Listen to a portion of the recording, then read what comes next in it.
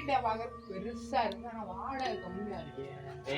எனக்கு தெரிஞ்ச உள்ளக்க ஏதோ இருக்குன்னு நினைக்கிறேன், ஆனால சீப்பா போடுறாங்க. அப்படிலாம் இல்லடா, பழைய காலத்து வீடு போடலாம்.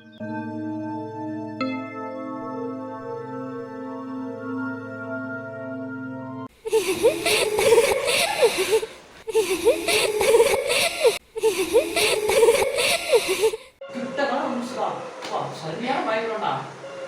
எனக்கு வந்துச்சு, எவ்வளோ வந்துச்சா? மாப்பிள்ள எனக்கு கெட்ட கணம் வந்துச்சுடா. வாசல பயமா இருக்கு, பேர் இருக்கிற வரையே இருக்கு.